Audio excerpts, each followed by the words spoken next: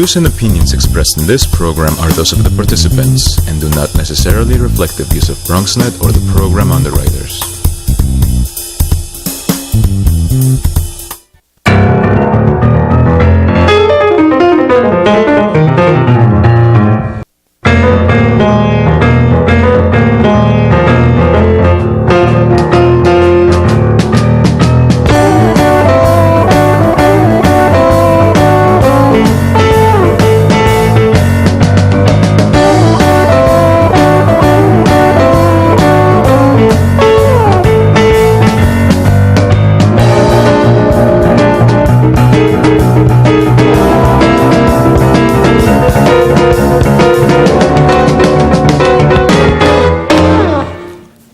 Good evening and welcome to Bronxtalk.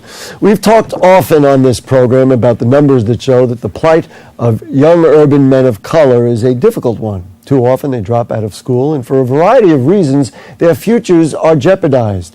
Well, those young men turn into grown men, often with families. And in some cases, they are unprepared and unable to cope with the many responsibilities that fatherhood presents. Add in that their relationships with their children's mothers is often not stable, and to complicate things further, many Bronx fathers don't have stable employment, or in some cases even any employment.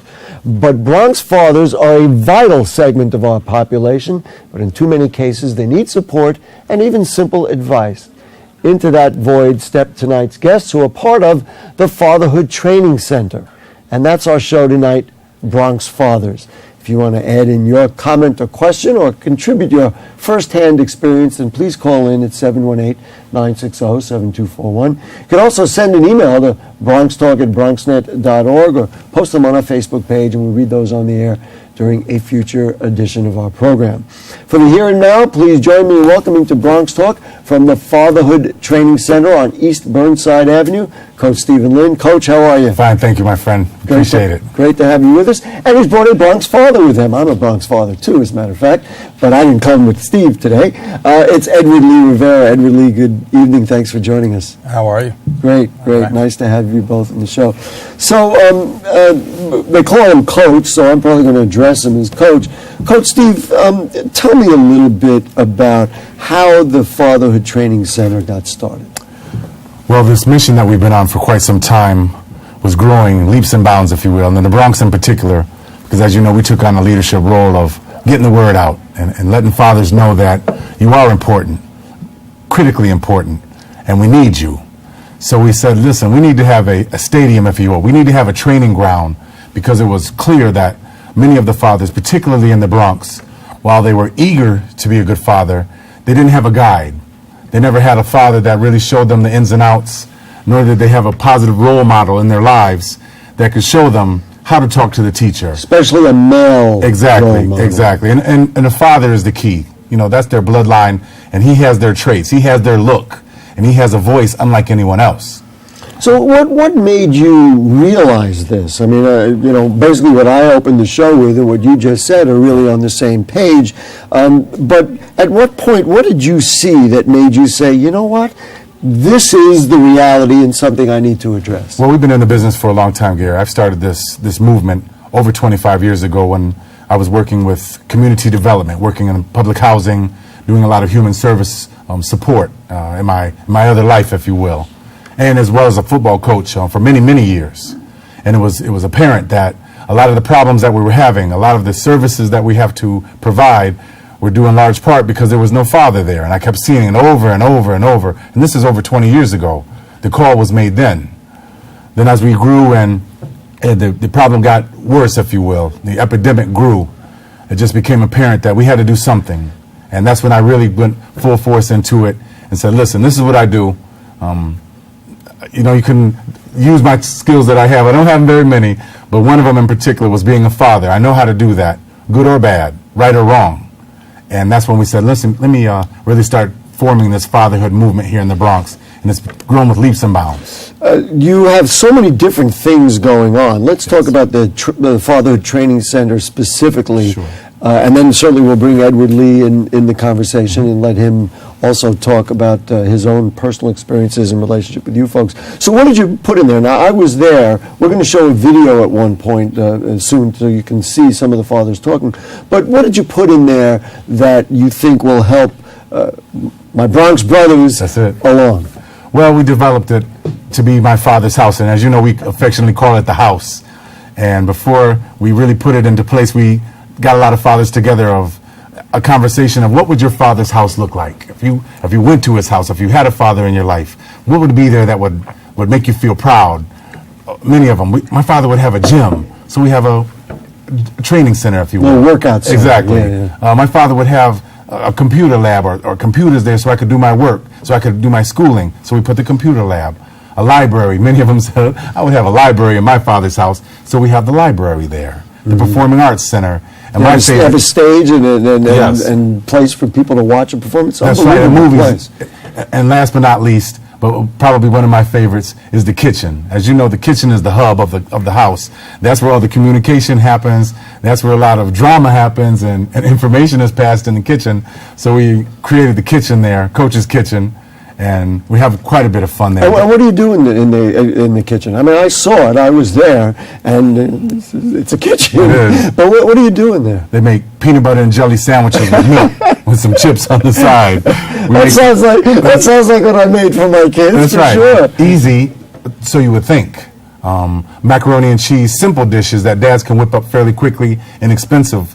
And we want to kill two birds with one stone. One, of course, we want them to understand and not be afraid of the kitchen. A lot of fathers, you know, I never really cooked. My mother, my grandmother, somebody else did all the cooking for them, so they were apprehensive. Get rid of that, as well as understand that that's part of showing love. When you can cook something for your family on a daily basis, you cook with love, and that's why it tastes so good, no matter what you make. And so many of the fathers, and as I described and you described, never had that responsibility, never had that role model, so they come to you and get it. It's an unbelievable thing, I have to tell you. It's just unbelievable that it's so misunderstood, and people would say, you know, I never realized it, but it makes a heck of a lot of sense. All right, let's talk to my friend here, Edward Lee. How are you? So you tell me just about your family, your children, and then how you got involved with Coach Steve in the Fatherhood Training Center.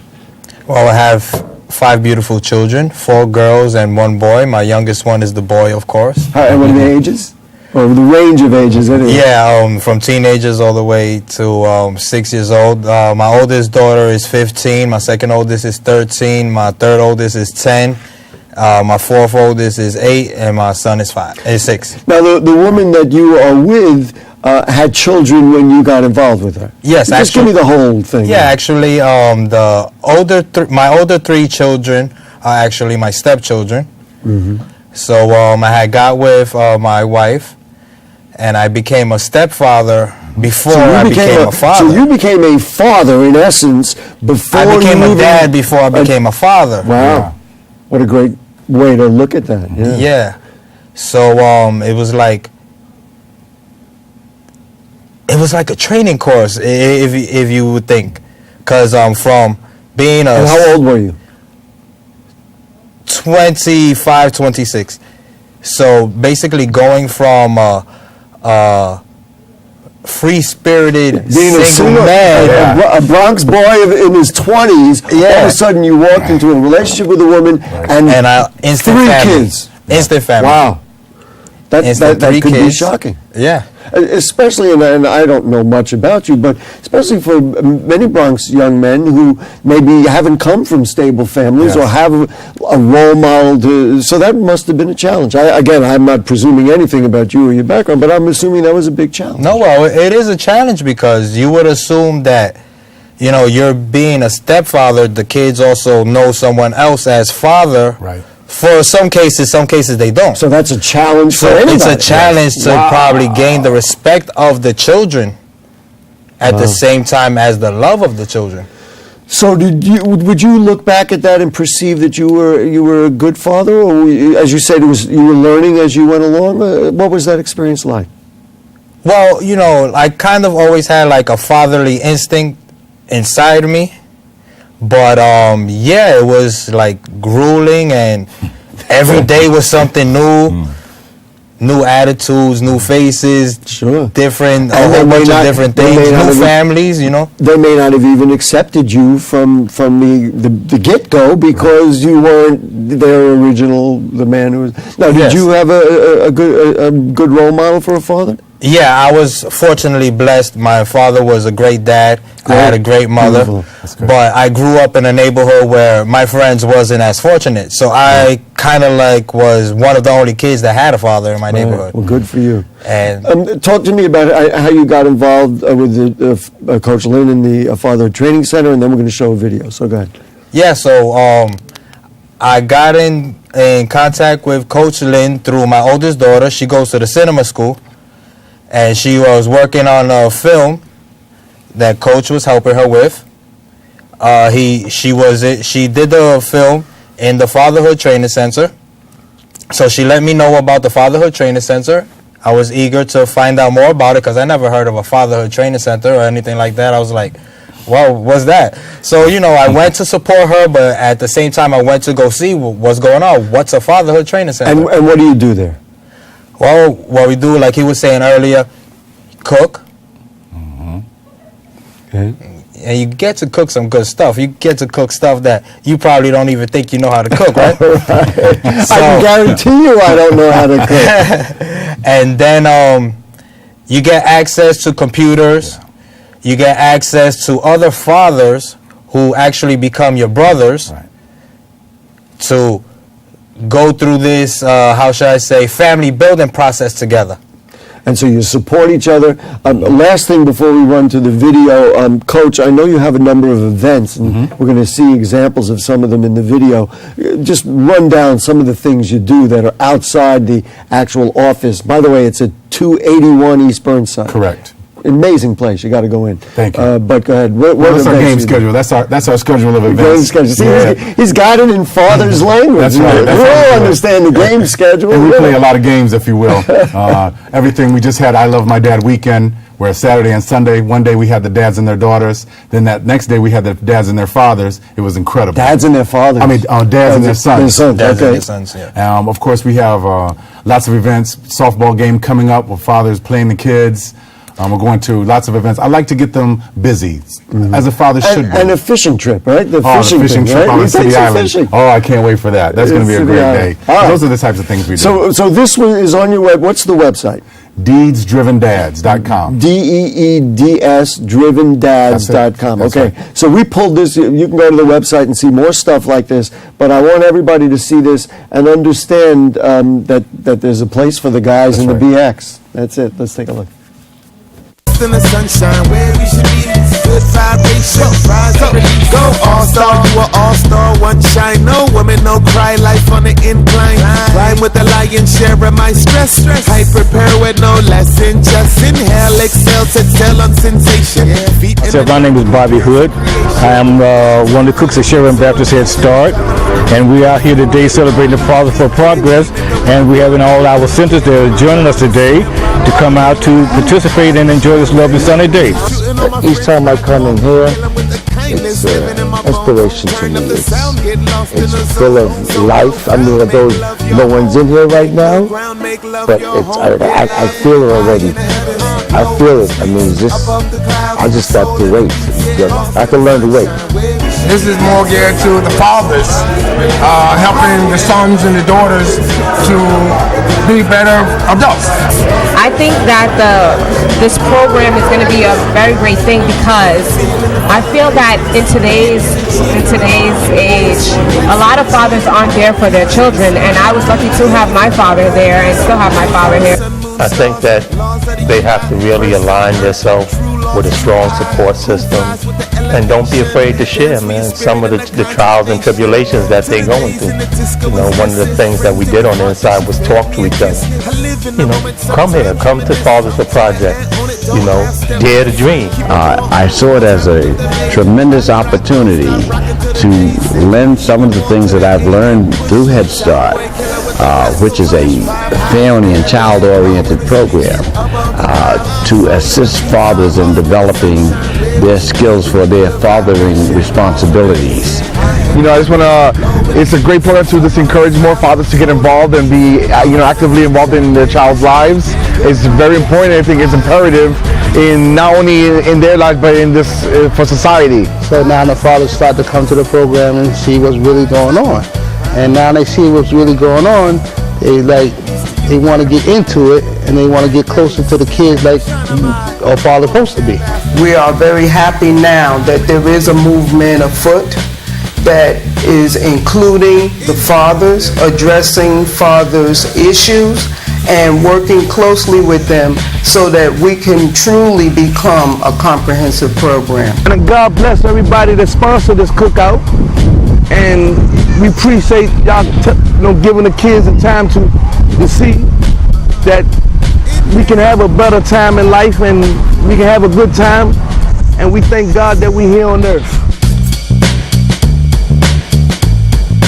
Here you go. That's the Fatherhood Training Center. Gentlemen, congratulations. Thank you. One of the things you pointed out while we were watching that, one of the gentlemen there you said was just reunited with his daughter. Yes. You must see a lot of issues like that of fathers who've been disenfranchised for one reason or another. Give me some examples of the kinds of things you see. Well, we see a lot of, particularly in the beginning when the dads come in, a lot of confusion, a lot of anger, a lot of hurt, a lot of fathers feeling frustrated that their father was not there, therefore it crippled them, handicapped them on them being a good father. But quite frankly, Gary, it's a lot of excuses. We have a lot of excuses when they come in, but quickly, and as you've seen by coming there, they're wiped away fairly quickly because you could feel, you get a feeling of, wow, I can change this. It's in my hands. What happened yesterday doesn't have to be what goes on tomorrow. Mm-hmm. So you when I was there, you showed me an area that you made for, I don't know, we want to call it counseling, for Yes. talking, and some of the gentlemen were sitting in that chair. Yes. What are the kinds of things you hear over there? Well, we got a lot of anger management counseling, a lot of family counseling as well, particularly when the dads are ready, when they are now taking ownership, no more excuses. So you don't push it on them. You just, No, and you it comes just, natural. It has to be organic, but it comes fairly quickly because, as Ed said, we're a team there. And oftentimes when you have a group of fathers there, you tend to complain a little less because somebody's going to check you fairly quickly. This is the BX after all. They're going to, particularly dads that have just got out of prison and have been earning eagerly, trying to get with their kids, but could not for whatever reason. And yet here you have a chance to be with your kids, and you do not. So we kind of self-heal, if you will. I'm sure there's a lot of anger. I just let them do their thing. Edward Lee, tell me some of the things that you've learned from being part of this, or how has it changed you as a father? Has it changed you? Well, it's brought more of a oneness and understanding for me to have more like patience and more will with my children when it comes to like basic everyday things, school, they could wake up cranky or something like that. So at the Fatherhood Training Center, you learn better ways to deal with your everyday living with your children. Instantly, you wake up, you're cranky as a father or as a husband or whatnot, right? Right, you're getting up, you got to go to work, right? Yeah, you're getting up, your back is hurting from the night before, you did overtime, then the kids don't want to wake up. Right. Now you're screaming at the top of your lungs for the kids to wake up. Right. But instead of doing that, that really doesn't help. You're just aggravating yourself. And certainly not making a better relationship with your children. Yeah, and then now the kids in back of their mind are like not liking you as much. Right. The love is probably going to be there, but they don't like you. And you've learned those kinds of things, that kind of patience from this group? Well, yes. Wow. That's tremendous. Have you talked with, I assume you have, talked with other fathers about things that they go through? Is there anything you want to share about things that you've heard from other fathers that maybe you've been able to help them with or that they've been able to help you with? Well, the interesting thing that we do at the center is kind of role play. So the fathers would get to bring out whatever problems they have with their wife in the center. And you actually do it on that stage. And we do it on the stage. So and all the guys are there. I'm sure there's a lot of laughter, and I'm sure there's a lot of catcalling or whatever. Yeah, you see yourself in the mirror. That's the deal. Yeah, you see yourself in the mirror. Like through the problems of another man, you see the problems within yourself. Wow.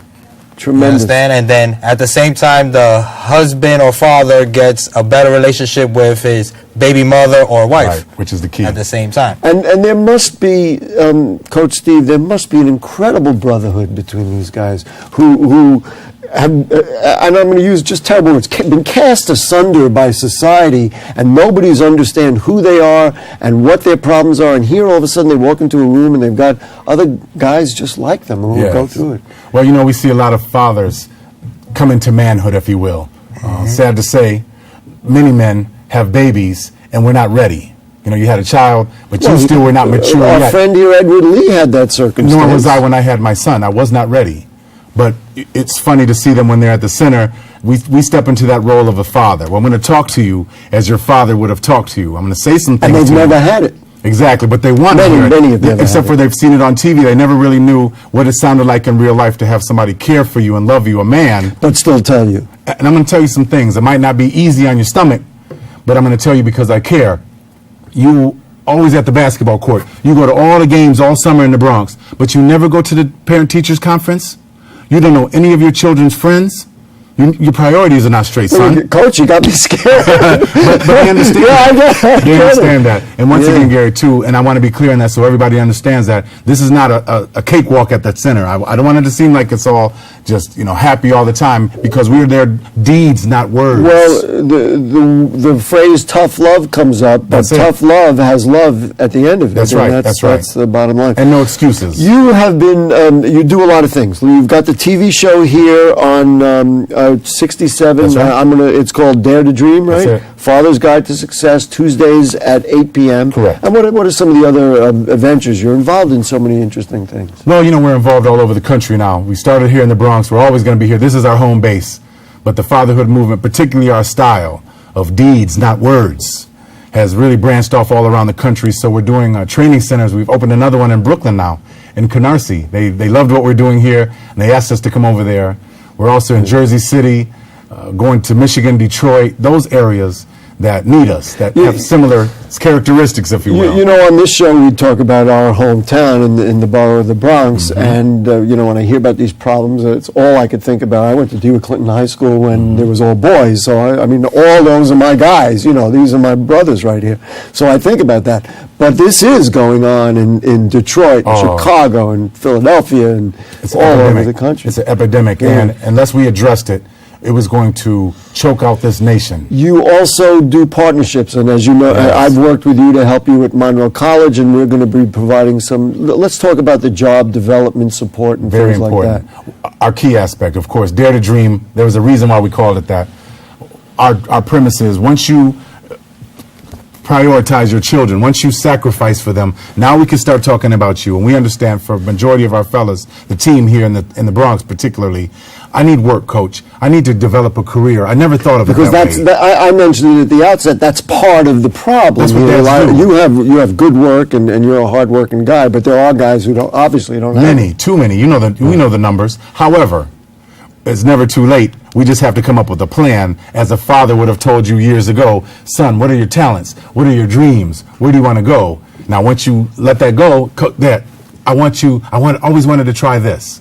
So let's start from the scratch. It's not going to be easy, and it won't happen overnight, but it will happen. How many guys are in there? Oh, on a given day, 20 plus that come in on a daily. How many total? Hundreds. Hundreds? We've helped hundreds. The center's been open now three plus years. Round estimate, maybe like 300. Yeah. 300? At least, no doubt. And if you had a larger center and there were more time in the day, you could do more. You work on job development, so you were telling me that you use suits, and what do you do? We have Coach's Closet, one of my favorites, where we get donations from all across the Bronx. A lot of the churches, a lot of the politicians donate ties and shirts, suits, and we suit the guys up. Once they're ready, it's called I Will Be Successful. That's the career training. And because we found, Gary, and you know it probably better than most, you could be prepared for that job, but if you don't come in there looking right, it's a done deal. So I did something really nice. I think it's really nice. I went through my closet and I pulled out probably 40 or 50 ties that I'm going to donate to my Bronx brothers and my Bronx fathers who are going to go out and get work. And I got to get this rubber band off it so we could figure out how it works.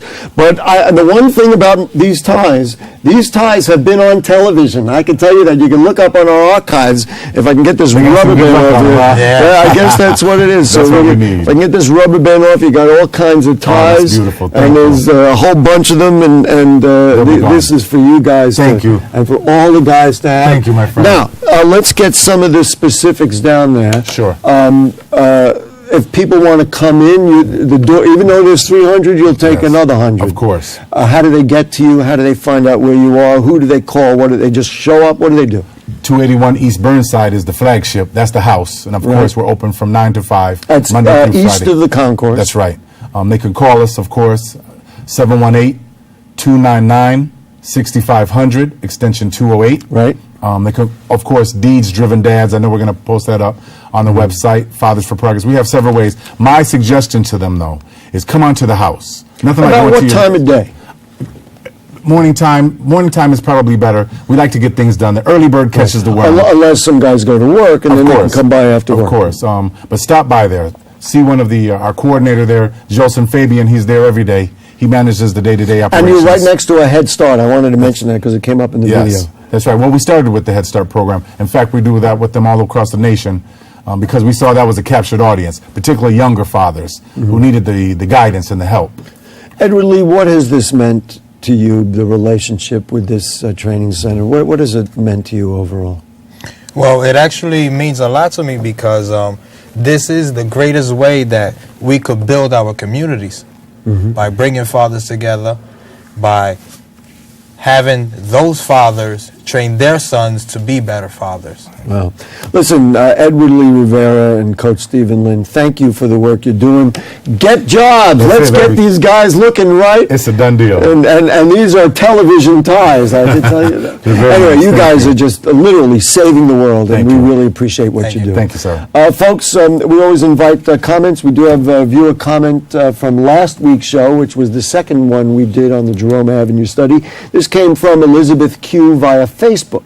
And Elizabeth wrote to us, I can't see how one can protect all small businesses when new small businesses offering new projects and services need to come in. There are some small business owners that will not want to play ball and not participate. That was Elizabeth Q on Facebook. Now, if you have further questions or comments on anything you heard on tonight's show or anything going on in the Bronx, then email them to us at bronxtalk@bronxnet.org or put them on our Facebook page, and we'll read those on the air during a future edition of our program. Make sure you like Bronx Talk on Facebook. You can check out our archives at bronxnet.org. You'll find Bronx Talk on the lower right navigation bar. Now, next week, it's going to be really fun. Arlene Alda, who happens to be the wife of famous TV and movie actor Alan Alda, will be our guest. She has a delightful new book about our hometown, the borough of the Bronx. So thanks to producer Dalia Gonzalez, our director is Shirley Arietta, Helen and Bianca and all the folks who work on the show. And thanks to these guys for doing the right thing. I love them to death. See you next week.